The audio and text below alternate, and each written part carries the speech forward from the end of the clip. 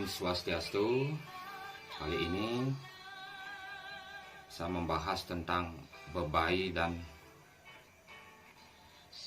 kerauhan. Kali ini saya menjawab pertanyaan-pertanyaan dari saudara-saudaraku semua yang sudah bertanya. Semoga Asong Kerto Warenugraha, berkat ide Sang Hyang Widiwasa, Tuhan Yang Maha Esa, untuk mengupas topik tersebut biar kita tidak kena cakra bau raja pinulah dumugi antar pemargi. Nggih. Bebai dan kerauhan. Apa itu bebai? Bebai itu sejenis penyakit. Seseorang membuat suatu sarana,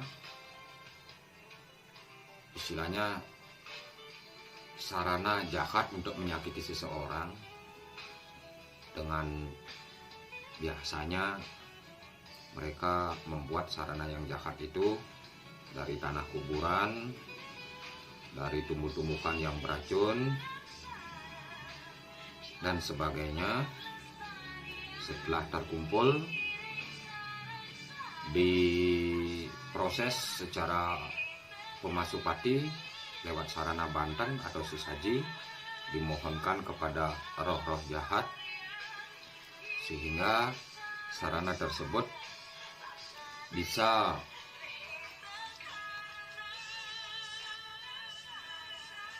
bereaksi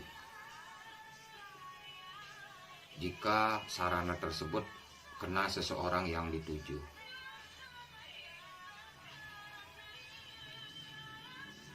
Sarana yang dicipratkan di pekarangan, seseorang yang dituju itu menginjak, akhirnya bisa masuk lewat lapak kaki. Lama kelamaan dia naik.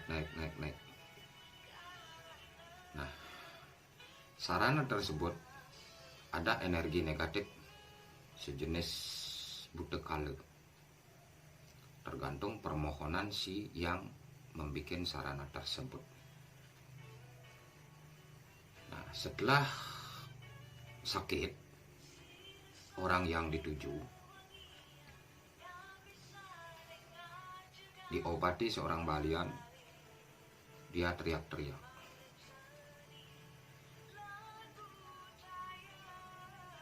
Kemasukan roh jahat yang menyakiti akhirnya bisa bicara.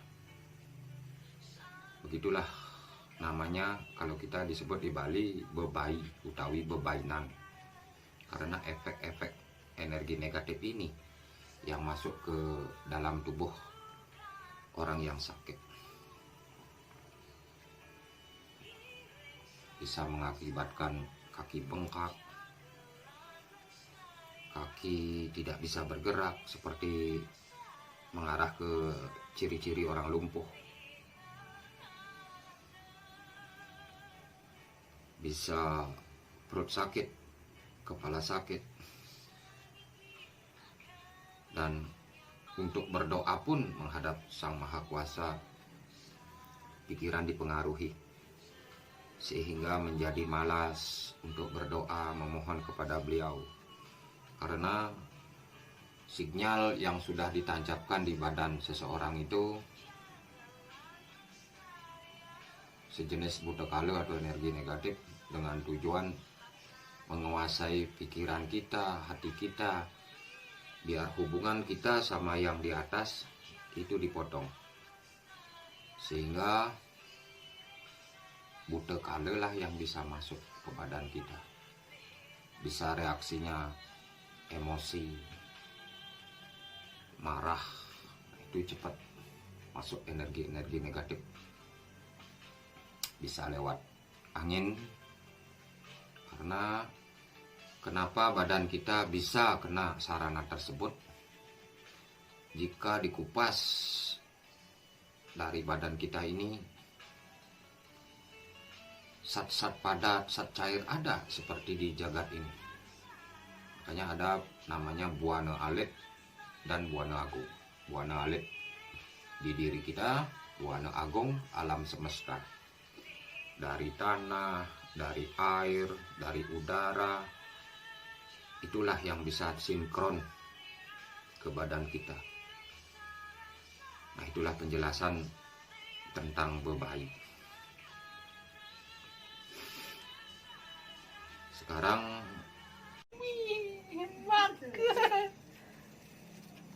maka ini nak mau DP. apa DP?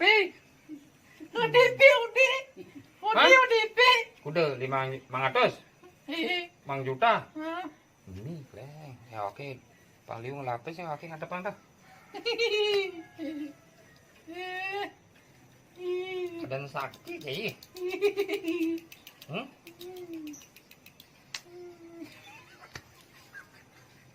Hah? Telah bu. Telah barangnya. Mau DP. Ini kembaliannya nih. Dijual deh kembaliannya nih. Aduh.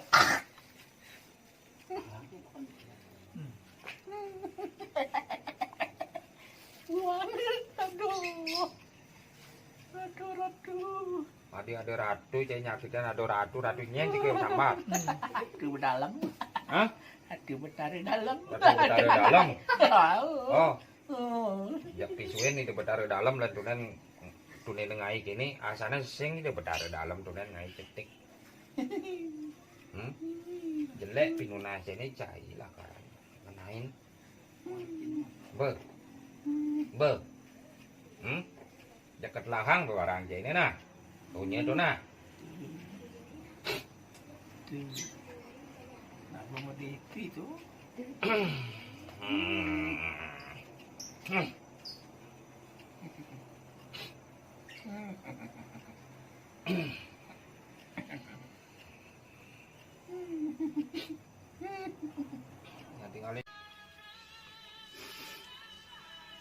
Sekarang saya bahas tentang orang keraukan.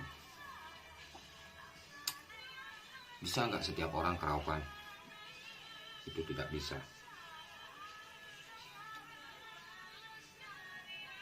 Kenapa orang bisa keraukan? Kalau kita kan ada di badan ini ada energi panas, ada energi dingin. Jika energi panas di dalam tubuh kita, beliau tidak akan bisa masuk melalui sinarnya beliau untuk masuk ke dalam tubuh kita. Jika energi dingin, atau kalau di Bali tapak nyem, tapak panas. Kalau tapak panas kita tidak bisa dimasuki oleh beliau. Kalau tapak dingin bisa kita melihat, terkadang hanya sebagai bayangan saja. Inilah yang cepat dimasuki. Kedua, orang yang tapak dingin biasanya tidak semua sih bisa dimasukin. Biasanya dia menjadi tapakan. Bisa seperti balian petuun atau dukun yang khusus untuk bicara. Itu cepat dimasukin. Dan juga jangan salah, orang yang keraukan itu satu sudah diupacarai secara jasmani dan rohani melalui pembersihan atau pewintenan. Bersih di dalam diri dan juga bersih di luar diri. Sudah otomatis berpikir, bertingkah, berbicara itu sudah dikendalikan. Seorang tapakan itulah seumpama tapakan miring Sugro Pokulun Ratu Niang Sakti, Ratu Kakiang Lingsir, itulah sebagai penyambung beliau. Terkadang orang terkecoh. Seseorang yang dimasuki seumpama di pura, biasanya begini, niru ide betara. Jangan dipercaya. beliau itu kalau diumpamakan antara air dan minyak. Bisakah nyampur antara air dan minyak? Beliau, Sang Maha Pencipta, tidak bisa masuk ke dalam tubuh kita. Paling 10 jari sinar beliau di atas ubun-ubun. Kenapa kok bisa ngomong? Nah, inilah fungsi seorang tapakan yang sudah diupacarai secara jasmani dan rohani melalui pewintenan atau upacara. Giringang Ratu Kakiang Lingsir, giringang Ratu Nia. Beliau pun dulu seperti kita. Begitulah pemahpahnya. Seperti manusia juga beliau dulunya. Karena beliau meyoga samadhi Ratu Kakiang Lingsir seberapa bulan. Beliaulah masuk ke alam sana, yoga samadhinya lolos. Nah, beliau pun mencari tapakan sebagai penyambung lidah. Setelah turpiuning seumpama seseorang yang medun atau mohon kepada kemungkinan yang kompiang, yang leluhur, sesunani pun masuklah niki. Hanya sinar, bukan beliau yang masuk. Tapakan itu sudah dipegang oleh Kakiang Lingsir. Sinar yang datang dari Hyang Kompiang yang leluhur masuk. Sinar itu beliaulah sebagai juru bicara atau Kakiang Lingsir utawi Ratu Nyang Sakti. Begitu. Jika manusia dimasukin Tuhan tidak bisa. Jangan dipercaya itu. Begitulah pemahbah seorang yang dimasuki oleh beliau yang kita sebut kerauhan. Biasanya di Bali kita sumpama nyari pemangku, itu nyanjang namanya. Dicarilah seorang yang bisa dimasuki, yang sudah melalui upacara pembersihannya. Itulah yang dimohonkan kepada Hyang Kompiang yang leluhur biar masuk ke badan ini. Sinar beliau lewat tapakan inilah yang ngomong atau berbicara. Begitu sistemnya, biar kita tidak keliru akan hal itu. Beliau itu Sang Hyang Widiwasa utawi Tuhan Yang Maha Esa. Beliau sudah lepas dari ikatan duniawi. Ada bahasa Sakutep Wiyapi Wiyopake Nirwikare. Beliau sudah tidak bisa dibayangkan, tidak bisa dipikirkan.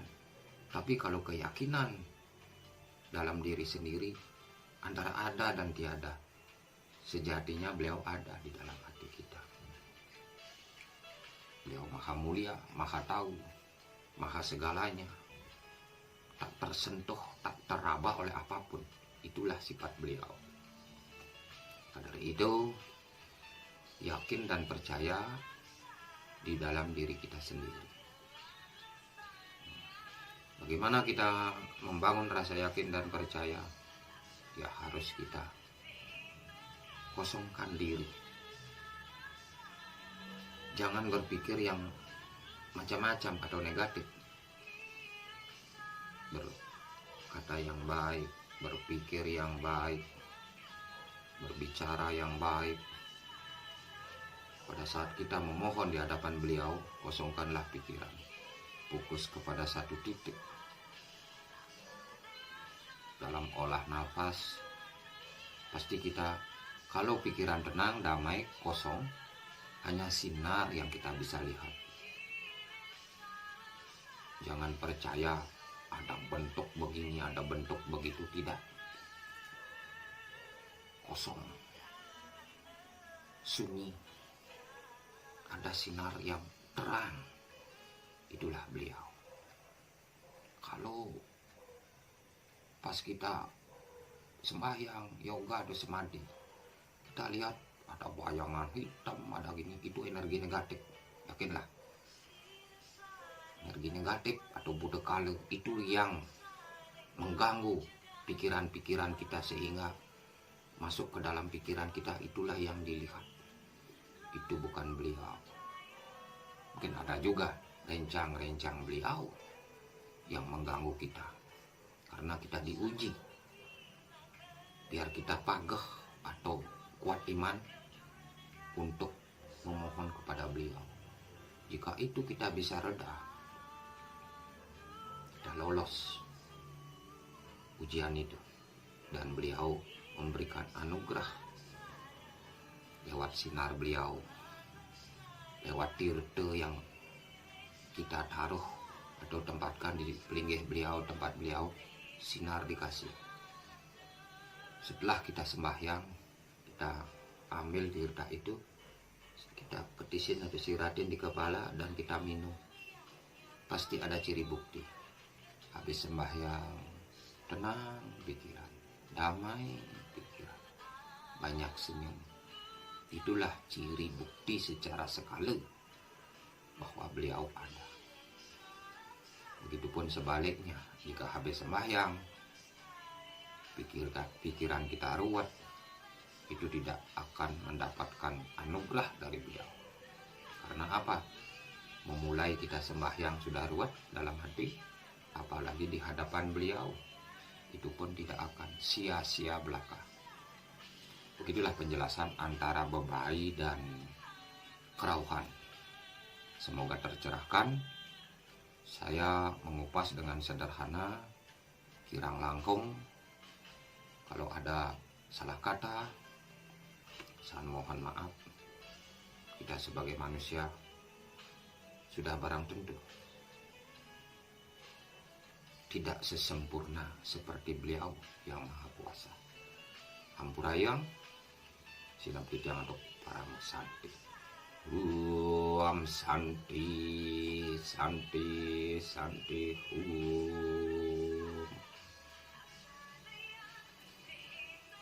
Sadur menguningin idarat dunia, sampun wenten pekayonan jagi ngalingin idarat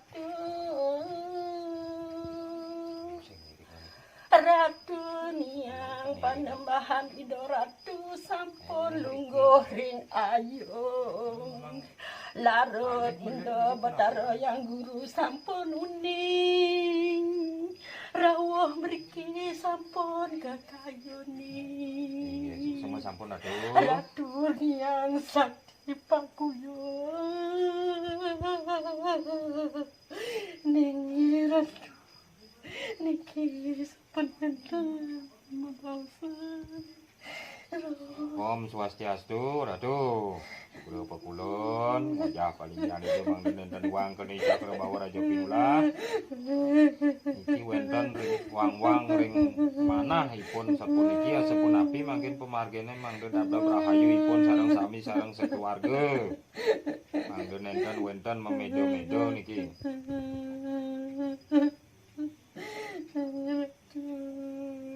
Kan kayun membawasan seni becik niki Ratu.